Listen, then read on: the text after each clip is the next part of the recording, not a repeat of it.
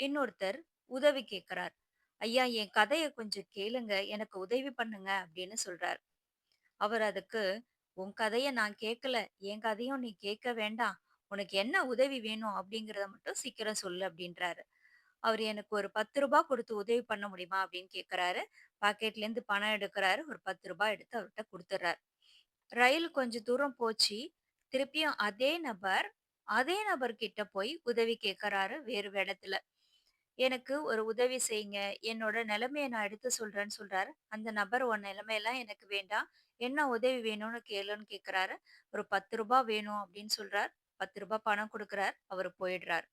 திருப்பி கொஞ்சம் தூரம் போச்சு. திருப்பியும் அதே நபர் அவர்கிட்டயே வராரு. என்ன வேணும்னு கேட்கறாரு. எனக்கு ஒரு ரூ. 10 பணம் குடுங்க அப்படின்னு சொல்றாரு. ரூ. 10 பணம் குடுக்குறாரு. இந்த பணம் கேட்டவருக்கு ரொம்ப அதிர்ச்சியா இருந்தது. அதிசயமான ஒரு மனிதரா அவர பார்த்தார். ஏன்னா இதுவரைக்கும் அவர் உதவின்னு கேட்ட எல்லாருமே அவரோட முழு கதையும் கேட்டாங்க. முழு கதையும் கேட்டும் கூட சில பேர் குடுத்தாங்க. சில பேரு ஒண்ணும் இல்ல அப்படின்னு சொல்லி தான் அனுப்பிச்சாங்க. ஆனா இவரு மட்டும் இத்தன முறை நாம கேட்டும், நாமளே வந்து தான் கேட்கிறோன்றது அவருக்கு தெரியலையா? இத்தன முறை கேட்டும் பதில் எதுவுமே சொல்லாம பணம் எடுத்து குடுக்குறாரே! அப்படிங்கிற அதிசயம் அவருக்கு. இவரே நேரடியா அவர்கிட்ட கேட்டுட்டாரு.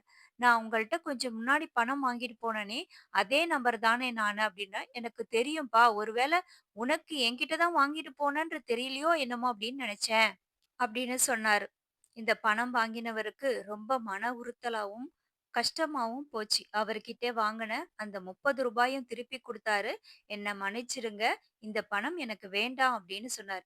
"ஏன் வேண்டான்ற? உதவின்னு தானே கேட்ட" அப்படின்னு அவர் சொல்றாரு. "இல்ல, என் மீது நம்பிக்கை வச்சு 3 முறை நான் தான்னு தெரிஞ்சும் கூட இந்த பணத்த நீங்க குடுத்தீங்க. எனக்கு உண்மையாவே உதவி வேணுமா அப்படிங்கிறது கூட நீங்க நெனைக்கல. இந்த அளவுக்கு என்ன யாரும் இதுவரைக்கும் நம்பினது இல்ல.